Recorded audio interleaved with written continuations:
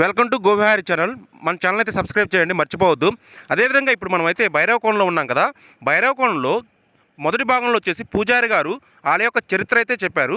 అయితే ఈ రెండో భాగంలో ఒక్కొక్క ఆలయం గురించి వివరణ అయితే ఇస్తారు. ఆ వివరణ ఏంటో ఒకసారి చూద్దాం. వెళ్ళవచ్చు, భైరవకోణం దర్శిద్దాం. మనందరం కూడా ఆ యొక్క స్వామివారిని అమ్మవారిని అర్చిద్దాం. ఆ స్వామివారు అమ్మవారి యొక్క శుభాశిస్సులు మనం పొందుదాం. మనం అందరం చూద్దాం భైరవకోణంలో విశేషం. ఒకసారి అందరి ఒకసారి మీరు అయ్యా, ఇక్కడ శశినాగలింగం అంటామండి. అంటే ఈ పల్లవుల కాలము అంటే 6వ శతాబ్దం అంతా కూడా 600 నుంచి 636 వరకు పల్లవులు పరిపాలించారు.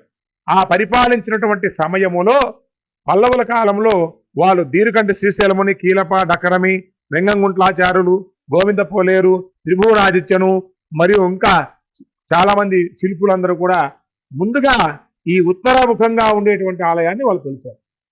ఇక్కడ ద్వారపాలకులు శృంగి భృంగి ఉంటే వారికి ఇరువైపులా కూడా బ్రహ్మ విష్ణుమూర్తి ఉంటారు. మధ్యలో స్వామివారు ఇక్కడ ఆ యొక్క స్వామివారు బ్రహ్మసూత్రంతో ఉంటారు. అక్కడ ఆ గీతలు ఉన్నాయి కదండి, ఆ గీతల బ్రహ్మసూత్రము అంటారు. అలాగే ఇక్కడ ఉన్నటువంటి విష్ణుమూర్తి యొక్క విగ్రహాన్ని మీరు చూస్తే దరిదాపు మనకి ఎక్కడ కనిపించకపోవచ్చు ఇలాంటి విగ్రహం. ఎందుకంటే ఆ కిరీటము కానీ, చక్రము, శంకు కానీ, కటిహస్తము కానీ, అభయహస్తము కానీ ఇవన్నీ కూడా చాలా గొప్పగా ఉంటాయండి ఈ యొక్క విగ్రహంలో. మీరు అందరూ కూడా చూడండి ఈసారి. చక్రము, వెనకాల చక్రము కానీ, కిరీటము కానీ, శంకు ఈ చక్రము కానీ, ఇది ప్రయోగ చక్రం అంటారు. ప్రదర్శన చక్రం కాకుండా ప్రయోగ చక్రం అంటారండి దీన్ని. ఇక్కడ శంకు, తర్వాత కటిహస్తము మరియు అభయహస్తం. మనము శ్రీ మహావిష్ణువు యొక్క పూర్తి రూపం ఇలా ఉంటుంది, చతుర్భుజాలతో ఉన్నటువంటి రూపం ఇలా ఉంటుందని చెప్పడానికి ఆయన శిల్పి చేశాడు. ఇక్కడ వినాయకుడు కుడి చేయి పక్కన తొండం పెట్టి ఉంటాడు. చాలా తక్కువగా కనిపిస్తాయి. ఇక్కడ ఉన్నటువంటి అన్ని కూడా అలానే ఉంటాయి. కుడి చేత ఈ చిన్న చిన్న ఆలయాలు ఉన్నాయి కదండి, వీటిని కూడా అన్ని బ్రహ్మసూత్రాలయాలు అంటారు. ఇవన్నీ కూడా ఇక్కడ మీకు ఒకటి ఇక్కడ ఒక లిపి ఉందండి. ఇది మనము ఒక సైడ్ నుంచి చూస్తే అర్థమవుతుంది. బ్రాహ్మీ లిపి అంటారు దీన్ని, దేవనాగరి అని దీని పేరు. ఇదంతా కూడా బ్రాహ్మీ లిపి అని దీని పేరు. ఇది ఆ రోజుల్లో ఆ శిల్పులు వాడారు. దీన్ని ఆర్కియాలజికల్ సర్వే ఆఫ్ ఇండియా వాళ్ళు పరిశీలన చేసి మనకు సముద్రంలో ఉగ్గు గిన్నెనంత ఇచ్చారు సమాచారం. అంటే పాపం వాళ్ళు అది గొప్ప మాకు, ఎందుకంటే అంత మాత్రం సమాచారం ఇచ్చారంటే గొప్ప. దాన్ని మేము అందరికీ దానికి చేతనంత వరకు మనందరికీ తెలియాలి అనేటువంటి క్షేత్ర విశిష్టత అని చెప్పి మేము చెప్తూ ఉంటాం. అందులో ఇక్కడ ఉపాలయం రుద్రలింగం అండి. బ్రహ్మ విష్ణువు. తర్వాత అక్కడికి వచ్చేసరికి కాశీ విశ్వేశ్వర స్వామి.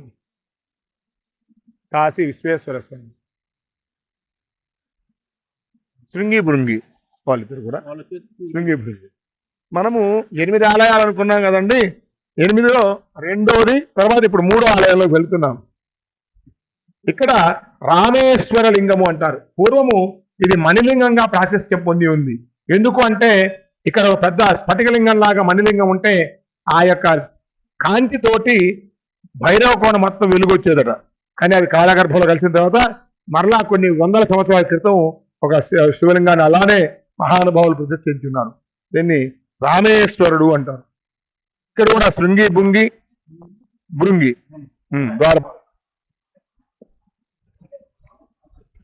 చెప్తాను. అలాగే మనము నగరేశ్వర స్వామి దగ్గరికి వెళ్తున్నాం. అంటే ఇందాక అనుకున్నామండి పద్మలింగము అని చెప్పి అంటున్నాం కదా. ఈ పద్మలింగం అంటే ఇక్కడ ఉందండి. ఇక్కడ ఆ స్వామివారి దగ్గర బ్రహ్మ విష్ణు మహేష్ త్రిమూర్తులు కలిసి ఉండటము, శృంగి భృంగి పరివార సహితంగా నంది చండీ వినాయకుడు ఇదంతా ఉన్న తర్వాత పద్మలింగం చూపిస్తారు.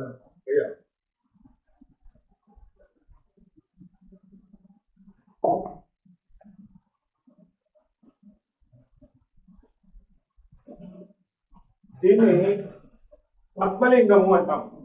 అంటే పద్మలింగం అంటే ఇలా ఉంటుందండి. అంటే కింద పద్మ మన బాణమాల గర్భం తీసింది కాకుండా ఆ పాదిపట్టము మరియు శివలింగం కలిపి అంతా ఒకే ఆలయంలో ఒకే రాయిలో రావడం అనేది పద్మలింగము అంటారు దాన్ని.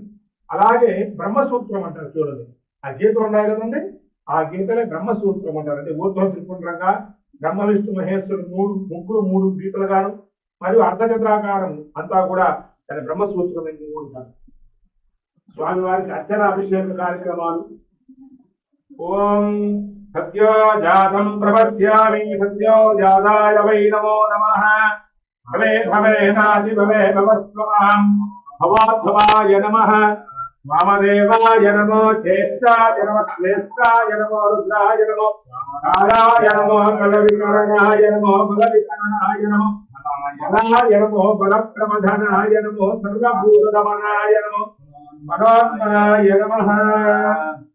ఘోరేభ్యో ఘోరేభ్యో ఘోరఘోరతరేభ్యః సర్వేభ్యో సర్వేభ్యో నమస్తే గురుదేభ్యః. పార్వతీపతయే హర హర మహాదేవ హర. స్వామివారు నగరేశ్వర స్వామి పద్మలింగం అంటారు. ఇక్కడ మనం ప్రత్యేకంగా ఇక్కడ ఈ స్తంభాలన్నింటికి కూడా బ్రాహ్మీ లిపి లిఖించబడి ఉంటుంది. అంటే ఇక్కడ ఉన్నటువంటి ఆ గీత ఈ యొక్క అక్షరాలన్నీ కూడా బ్రాహ్మీ లిపి అంటారు. దేవనాగరి అని బ్రాహ్మీ లిపి అని అంటారు. ఈ మొత్తము కూడా అవేనండి. అవన్నీ కూడా పురావస్తు శాఖ వారి యొక్క అధ్యయనంలో వాళ్ళు చెప్పినటువంటి సమాచారం. ఇక్కడ పల్లవుల కాలము చెప్పడానికి ఆ సింహాలు తార్కాణం, ఆ పల్లవులకు సింహాలు చిహ్నాలట. అలాగే ఈ ఉన్నవాళ్ళు నాసిక్ కూడార్లు అంటారు. అంటే నాసిక్ కూడర్ అంటే స్వామివారు లోపల ధ్యానముద్రలో ఉంటే మనం వచ్చి దర్శనం చేసుకుంటే అయ్యా ఫలానా వాళ్ళు వచ్చి దర్శనం చేసుకున్నారండి అని చెప్పడం అన్నమాట. ప్రస్తుత పరిభాష సీసీ కెమెరాలు. అలాగే అదంతా అయిన తర్వాత ఈ యొక్క స్తంభాలు కానివ్వండి, గర్భమందిర శుక్రాసనం కానీ పీఠం అంతా కూడా. దాని తర్వాత ఇక్కడికి వస్తే మనము 8 ఆలయాలలో 8 ప్రధాన శివలింగాలు ఉన్నాయి. ఒక ఎత్తు దానికి తోడుగా 100 శివలింగాలు, చిన్న చిన్న శివలింగాలు ఉన్నాయి. అవన్నీ కూడా ఉన్నాయి. ఇక్కడ కూడా పెట్టారండి శివుడును నంది. చూడు ఎంత చిన్నదో అక్కడ కూడా కొలుసుగా ఉన్నారు. తర్వాత శ్రీశైల మల్లికార్జునుడు మనం అనుకున్నామండి. శ్రీశైల మల్లికార్జునుడు అంటే ఏమిటి అంటే వాగ్గేయకారులకు ప్రత్యేకత అని చెప్పి అన్నాం కదా. ఏమిటి అంటే స్వామివారి దగ్గర ఉన్నటువంటి శివలింగం ఈ విధంగా మనకు బ్రహ్మసూత్రాలయమే. అయితే ఇక్కడ ఉన్నటువంటి శృంగిని చూడండి, ఒకసారి పరిశీలిద్దాం. శృంగి మిగతా ఉన్నటువంటి శృంగి విగ్రహాల కంటే కూడా కొద్దిగా కనిపిస్తుంది డిఫరెంట్గా. ఏమిటి అంటే ఇక్కడ ఒక సర్పం ఉంటుందండి. ఇక్కడ నుండి ఒక సర్పం అంతా కూడా చేతిలో ఉంటే అదంతా ఇక్కడికి వచ్చి ఈ యొక్క శృంగి యొక్క కంఠం దగ్గర ఆగి ఉంటుంది. ఇక్కడ దంశాలు ఉంటాయి. శృంగి అంటే దంశాలు అంటే కోరలు. ఏమిటి ప్రత్యేకత అంటే కంఠానికి సంబంధించినటువంటి విశేషాలు ఆలోచించే వాళ్ళు ఇక్కడికి వచ్చి దర్శనం చేస్తే వారికి ఉన్నతమైన స్థితి కలుగుతుంది. అంటే ఏమిటి వాగ్గేయకారులు. బ్రహ్మ అటు విష్ణుమూర్తి. ప్రతి ఆలయంలో బ్రహ్మ విష్ణువులు వస్తాం. మామూలుగా 8 ఆలయాలు ఉన్నారండి. శృంగి, భృంగి, నంది, చండీ, వినాయకుడు. నేను చండీశ్వరుడు స్వామివారు. శ్రీశైల మల్లికార్జునుడు.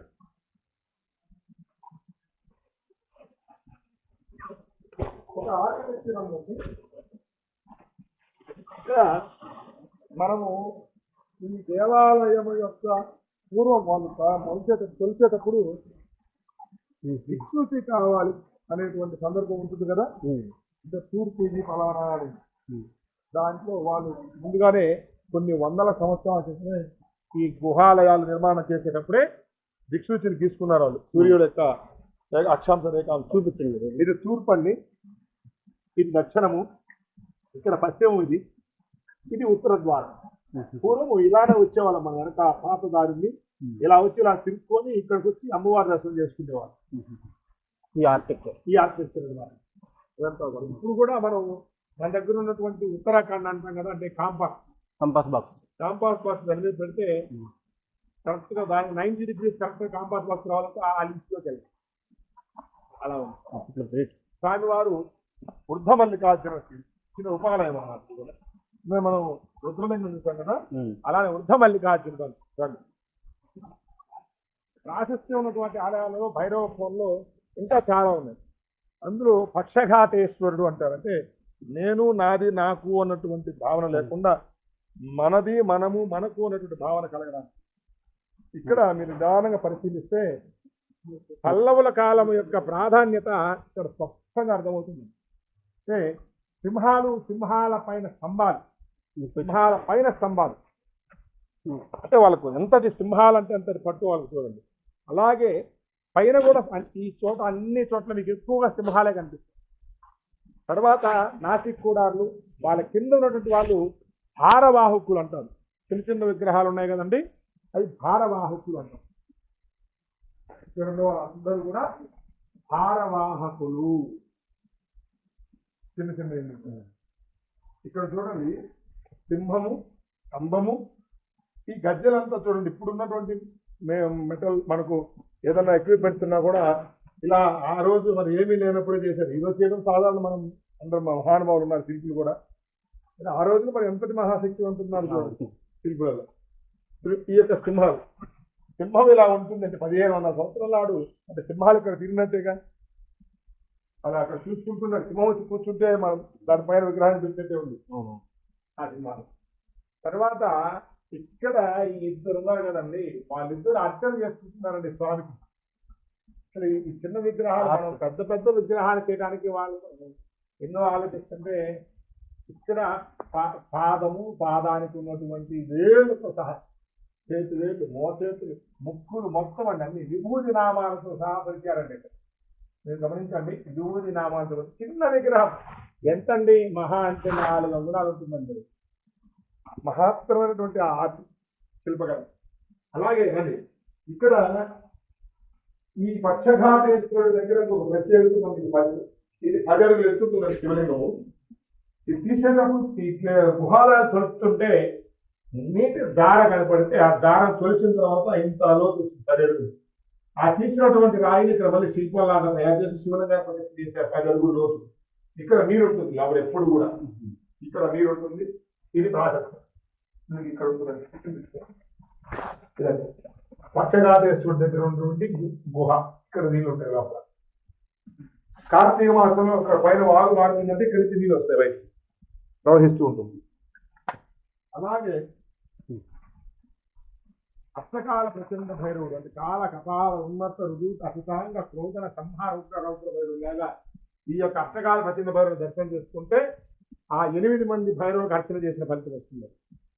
భైరవుడు అది కూడా బ్రహ్మసూత్ర ఆలయము మరియు బ్రహ్మ విష్ణువుని కలుపుతుంది.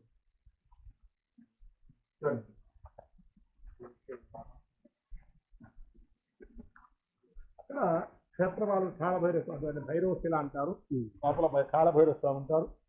ఈ క్షేత్రపాలకుడు కాలభైరుడు కాబట్టి ఆయన పేరుతో కాలభైరవుడు, భైరవ. ఇక్కడ ఈ సోనవాస దీన్ని మణికర్ణికా స్థానం. ఆ ఉత్తర అంటే నదీ నదములు అంటారు. నదులు అంటే ఎగువ నుంచి దిగువ ప్రవహిస్తే నదులు, దిగువ నుంచి ఎగువ ప్రవహించినప్పుడు నదములు అంటారు. అంటే ఇది తూర్పు నుంచి పశ్చిమానికి అమ్మవారి దగ్గరికి వస్తాయి. పశ్చిమం ఇక్కడ నిలబడిన తర్వాత అమ్మవారి దగ్గర నుంచి దక్షిణం నుంచి ఉత్తరానికి ప్రవహిస్తాయి. అంటే నదీ నదములు కలిసిన స్థానాన్ని మణికర్ణిక, ఈ స్థానం మణికర్ణిక స్థానం. మనం భక్తుల కొరకు ఇట్లా దారిస్తుందని చెప్పి దానికి పైపులు అవన్నీ కొద్ది సబ్జెక్ట్. అదే ఎక్కువగా నీరు ప్రవహిస్తున్నప్పుడు ఇట్లా ప్రవహిస్తుంది. ఇది మణికర్ణిక స్థానం. క్షేత్రపాలకుడు. తర్వాత అత్యంత ప్రాశస్తమైనటువంటి విగ్రహాలు చూపిస్తారు మీకు అమ్మవారు. త్రిముఖ దుర్గాంబ, లక్ష్మి, పార్వతీ, సరస్వతి త్రిమాతలు కలిసి త్రిముఖ దుర్గాంబగా అమ్మవారు దర్శనమిస్తుంది. గుహాలయం అంటే ఇలా ఉంటుంది అని చెప్పి చూడటానికి కూడా మనము చూపిస్తాము. ఆ చిన్న ఆలయం 5 అడుగులు వెడల్పు, 5 అడుగులు ఆ యొక్క ఆలయము స్వామివారు ఇంటి కూడా హల్గులేశ్వర స్వామి, త్రిముఖ దుర్గాంబ అమ్మవారు లోపల. ఒకసారి లక్ష్మి, పార్వతీ, సరస్వతి త్రిమాతలు కలిసి త్రిముఖ దుర్గాంబకి అమ్మవారు దర్శనం చేస్తారు.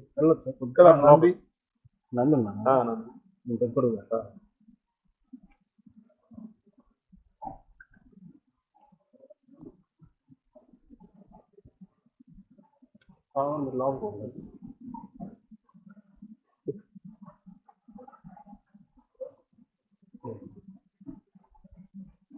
చెప్పండి. అమ్మవారు 3 ముఖాలుగా దర్శనమిస్తుంది. దక్షిణ ముఖంగా మహాకాళి మహాకాళి అమ్మవారు విగ్రహంగా ఉంటుంది. నోట్లో నుంచి అగ్ని జ్ఞానం వస్తే దక్షిణ ముఖంగా ఉంటుంది మహాకాళి అమ్మవారు. ఎదురుగా మహాలక్ష్మి ఉత్తర ముఖంగా మహాసరస్వతి అమ్మవారు అర్థం వచ్చింది.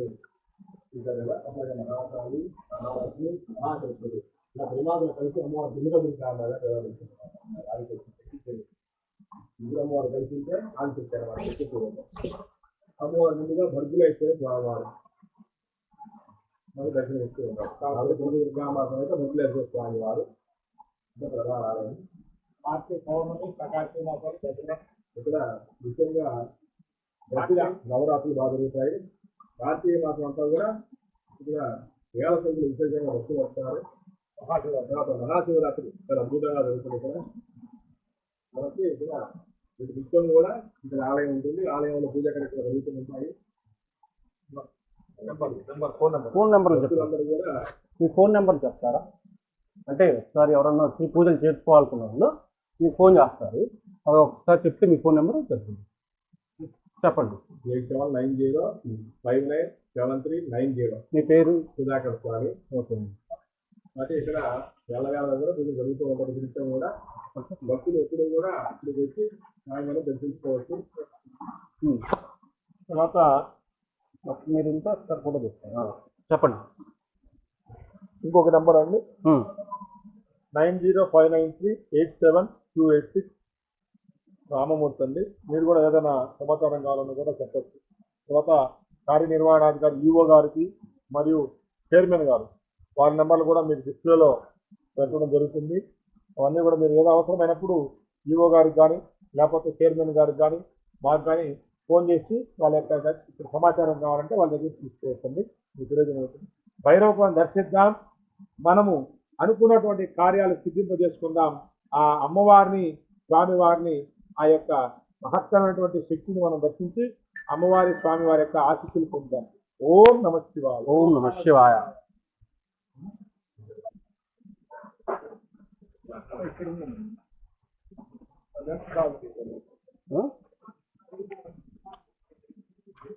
ఈ విగ్రహము హరిహరులు అంటారండి. అంటే హరిహరులు అంటే ఈశ్వరుడు విష్ణుమూర్తి. అంటే అర్ధ భాగంలో ఈ వైపున విష్ణుమూర్తి, ఈ వైపున ఈశ్వరుడు. ఎట్లా వాళ్ళ ఐడెంటిఫికేషన్ అంటే ఇక్కడ ఉన్నటువంటి శంకును బట్టి ఆ రుద్రాక్షమాల ఈ యొక్క తులసిదమాలను బట్టి విష్ణుమూర్తి అని చెప్పారు. ఇక్కడ గొడ్డలి మరియు త్రిశూలము ఈ రుద్రాక్షమాలను బట్టి ఈయన ఈశ్వరుడు అని చెప్పడానికి హరిహర విగ్రహం. ఇది కూడా ఆ రోజు. తర్వాత నటరాజస్వామి ఆనాడు 1500 సంవత్సరాల క్రితం నటరాజస్వామిని ఈ విధంగా చూస్తుంది. ఇక్కడ మనం ఇదే విగ్రహాలు కంటిన్యూషన్ గా పెద్ద రాయి, ఈ రాయి ఇలా పూర్తిగా ఉండేదండి.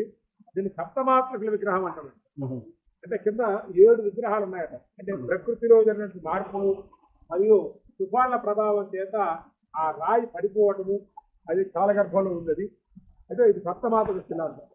ఇవన్నీ కూడా పురావస్తు శాఖ వారి అధ్యయనం అంటే 1920లో 1952 1970లో వారి యొక్క పరిశోధన జరిగినప్పుడు వారంతా పరిశీలించి ఈ విధంగా ఉంది, ఈ విధంగా జరిగింది అని చెప్పి వారంతా కూడా ఒక పుస్తక రూపంలో చేసుకుని ఉన్నారు.